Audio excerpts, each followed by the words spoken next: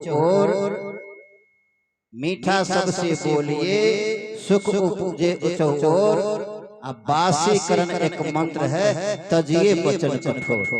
जो आपका जो वाणी है करवा है वो तेज नायक है, क्रोध का है। उस वाणी को जब तक नहीं हटाएंगे तब तक आप मीठा नहीं बन सकते। अगर अभी के सब जो है बैठे हुए हैं और किसी वचन को अगर उलट फेर हो जाता है तो इतना उत्तेजना में हो जाता है जैसे कर्वी भी तीर के समान बेधने लगता है। इसीलिए सदगुरु कबीर कहते हैं जो मीठा मीठा सब कोई चखे करवा चखे न कोई। यह करवा शब्द जो है सदगुरु कबीर का है, खरा शब्द कबीर साहब का है। जो खरा शब्द को रस को पा लिया, जिसको चख लिया, आज उसका नाम चल रहा है, इतिहास का पन्ना पर नाम अंकित हो गया।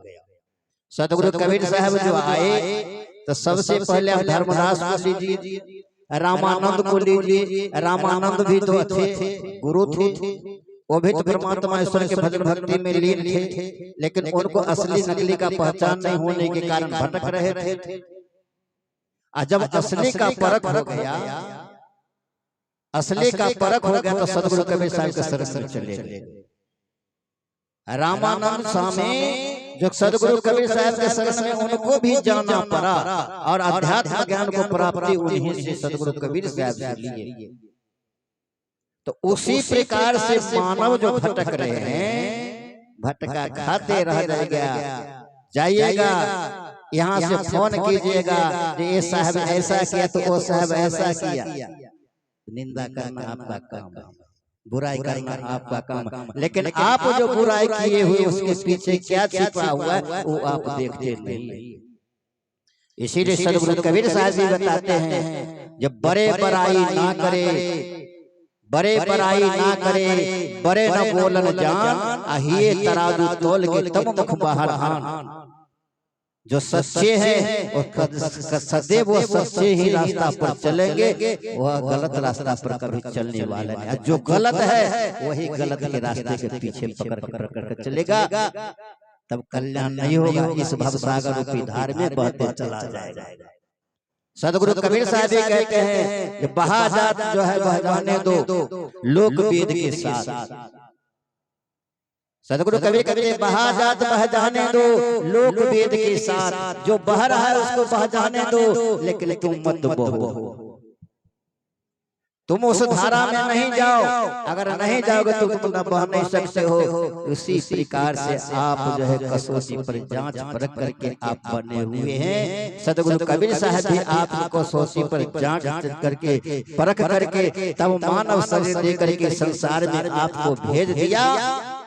अब फिर मानव योनियों में आकर के आपका बदलाव हो रहा है, बदल नहीं रहे हैं। न विचार बदल रहा है, न स्वभाव बदल रहा है, न मनोवृत्ति बदल रहा है, न सद्ज्ञान को प्राप्ति कर रहे हैं।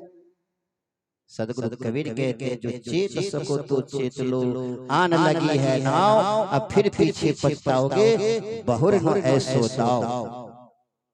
अंत में सावधान कर देते हैं। सदगुरु कबीर कहते हैं जो कर्म तेरा अच्छा है तो किस्मत तेरी दासी है, अब मन तेरा साफ है तो घर में मथुरा काशी है। मन तो तुम्हारा साफ नहीं है, मन तुम्हारा तो साफ नहीं है, हृदय तुम्हारा साफ नहीं है। ऊपर से तुम नहाते धोते हो, कपड़े को साफ कर लेते हो, लेकिन अंदर में जो कचरा पड़ा हुआ है उस कचरे को सफाई करते नहीं। जिस दिन उस कचरे को बाहर कर दोगे तो बाहर का जो है सो साफ तो है, अंदर का भी सफा हो जाएगा। सदगुरु कबीर साहब का भी पंक्ति आप कहते हैं जो कोई सफा न देखा दिल का, कोई सफा न देखा दिल का, दिल्ली देखा बिल्ली देखा, सर्फ जो देखा दिल का, कोई सफा न देखा दिल का। सर्फ को बिल बिल जो है बिल बनाते हुए देखे हैं। सर्प का कोई घर होता है, वह भी एक दूसरे को घर में जाकर रहता है, चूहे के घर में जाकर के रहता है और उसी चूहे को आहार भी कर लेता है। उसी प्रकार से भी आप उस घर में रह करके और आप अपने आप जो है उसको आहार करके जा रहे हैं, उसी को आप खा रहे हैं। सदगुरु कबीर कहते हैं तो कोई सफा न देखा जिनका, बिल्ली देखा बिल्ली देखा। अगर बिल्ली को पालते हैं तो आप कहते हैं जीभ पर दया करना, लेकिन बिल्ली जीभ पर दया करेगा? बिल्ली जीभ पर दया कर सकती है? नहीं करेगी। क्यों नहीं करेगी? जो ही वह चूहे को देखेगा कि लपक से तुरंत उसको पकड़ लेगा, उसी प्रकार से आपको भी वह बिल्ली जो है विषय रूपे,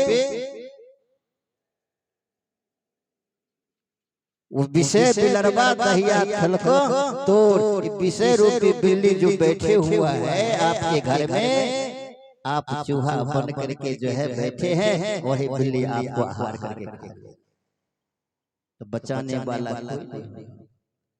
बचने चाहते हैं तो सहारा माध्यम एक आपका गुरु है, गुरु का वचन है, गुरु का शब्द है, गुरु का वाणी है, गुरु का रास्ता है। अब आध्यात्मिक ज्ञान आपको बचा सकता है, दूसरा बचाने वाला कोई नहीं है। अब जिसको सहारे लेने की आवश्यकता है, सहारा लीजिए तो परमात्मा सदगुरु का लीजिए, न बेटा का लीजिए, न बेटी का लीजिए, न सगा का लीजिए, न संबंधी का लीजिए, न कुल का लीजिए, न परिवार का लीजिए, न नाती पोता कोई, या न पति न पत्नी, कोई किसी का साथ देने वाला नहीं। इस शरीर भी आपको साथ नहीं देगा, शरीर भी आपको छोड़ करके जाएगा। शरीर को छोड़ने के बाद उसी देह के शरीर को ले जाकर के श्मशान ले जाते हैं, या नदी में बहा देते हैं, अग्नि में जला देते हैं, या मिट्टी में दफना देते हैं। लेकिन जो आपके साथ पास में रहने वाला बेटा है, बेटी है, सगा है, संबंधी है, एक को